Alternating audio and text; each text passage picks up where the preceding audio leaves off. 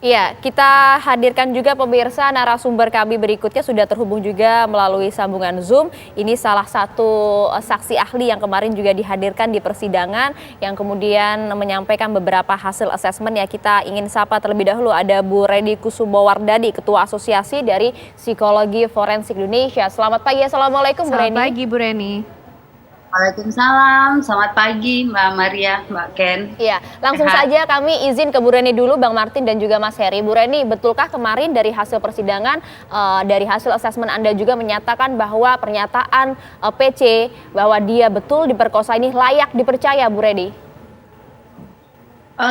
Begini, yang perlu dipahami bahwa hasil statement ya dari hasil pemeriksaan kami ini melakukan pemeriksaan dalam tim ya, 12 orang timnya, bukan hanya satu orang, mulai dari tanggal 25 Juli sampai 24 Agustus, jadi mulai dari saat memang masih di Polda Metro pada waktu itu, dan yang kita temui itu, yang kita wawancara, kita tes, kita observasi itu ada 30 orang.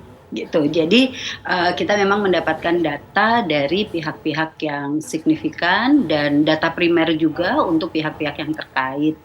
Nah, hasilnya memang ada, salah satunya adalah keterangan PC terkait dengan peristiwa kekerasan seksual yang menurutnya dialami di Magelang bersesuaian dengan indikator keterangan kredibel. Nah, kemudian rekomendasi kami di sini relevan untuk didalami atau relevan untuk ditindaklanjuti. Artinya ruang itu yang harapannya ya dilakukan di dalam proses hukum. Bu Reni, indikator keterangan yang bersesuaian, yang kredibel itu apa Bu indikatornya Bu? Tak terdengar Mbak. Oke, Bu Reni tadi sampaikan bahwa bersesuaian dengan indikator keterangan kredibel. Indikatornya apa Bu? Indikator keterangan kredibel itu ada 7 kalau kita bicara dari teori psikologi ya. Jadi ada 7 indikator keterangan kredibel, mulai dari detail informasinya, kemudian kesesuaian dengan beberapa pihak, kemudian kita melihat pada konteks peristiwanya, bagaimana alur perjalanannya. Itu ada 7 kriteria yang terpenuhi, dan kemudian juga ada ada di dalam proses observasi itu juga terobservasi beberapa kondisi di mana terjadi flashback ya pada diri PC waktu menceritakan hal tersebut, waktu menyampaikan hal tersebut. Oke, Bu Reni, lalu bagaimana yang kaitannya dengan terdakwa lain dari kasus pembunuhan ini, paling tidak FS dan juga Richard Eliezer, Bu. Dari hasil asesmen yang dilakukan Bu Reni dan juga tim, bagaimana membaca kemampuan masing-masing orang, baik FS maupun juga Richard Eliezer, sehingga bisa melakukan tindakan pembunuhan yang didakwakan dalam surat dakwaan tersebut? Ya. Kami menggunakan, kalau yang ditanya metodenya, kami menggunakan multi metode. Jadi metodenya tidak hanya satu, dan itu sesuai dengan kaidah keilmuan kami ya. Kalau satu itu nggak valid. Jadi kita menggunakan teknik ada baterai tes psikologi. Baterai tes psikologi itu tesnya nggak cuma satu. Ada tes kepribadian, ada tes kecerdasan, ada tes emosi, dan lain-lain. Dan masing-masing itu diukur tidak hanya dengan satu alat ukur. Jadi baterai tes psikologi. Nah, kemudian kita menggunakan wawancara, lalu kita mengobservasi, dan setelah itu kita mencoba untuk menganalisis ini berdasarkan teori-teori psikologi yang ada.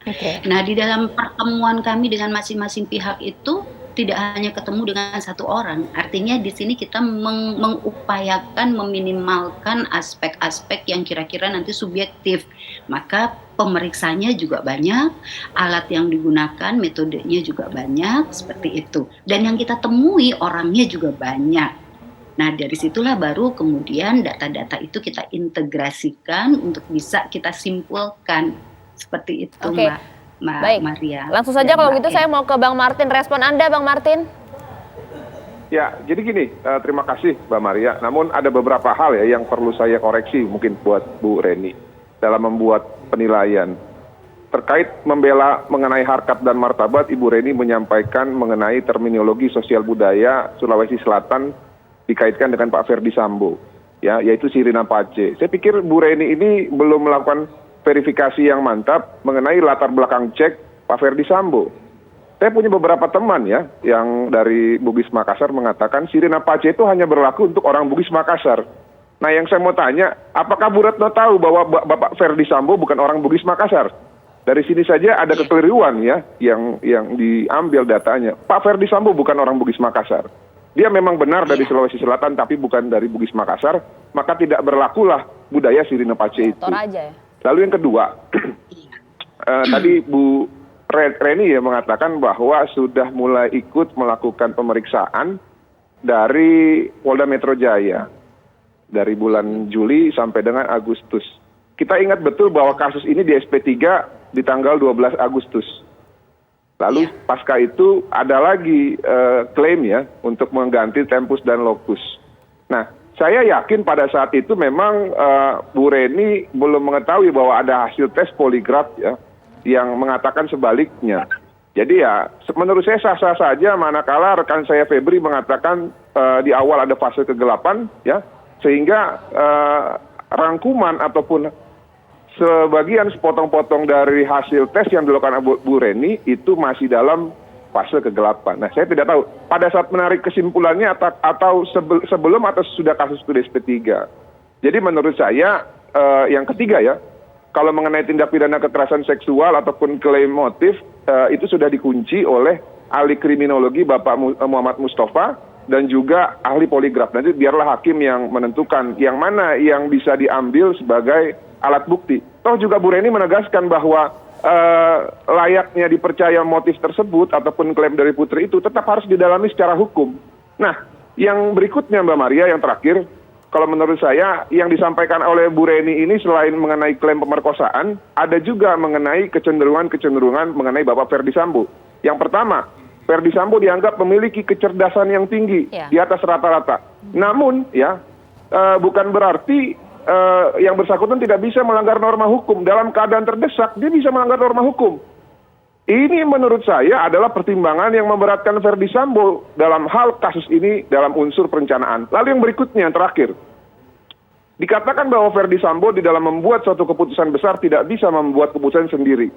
Kalau kita kaitkan ini dengan unsur perencanaan secara bersama-sama, maka dapat diduga terdakwa yang lain ya, yang didakwa oleh jaksa dalam hal ini bersama-sama melakukan perencanaan bisa juga ditarik ya, sehingga apa yang disampaikan oleh Bu Reni itu bisa dijadikan pertimbangan yang memberatkan nanti oleh jaksa untuk membuat tuntutan. Demikian, terima kasih. Oke, Bang Martin, itu pandangan penilaian dari Bang Martin, tapi kita juga nanti ingin tahu bagaimana kemudian hukum memberikan penilaian dan melihat paling tidak bukti-bukti yang dihadirkan di persidangan ya Mas Heri. Usai jeda pemirsa, kami kembali hadir untuk Anda.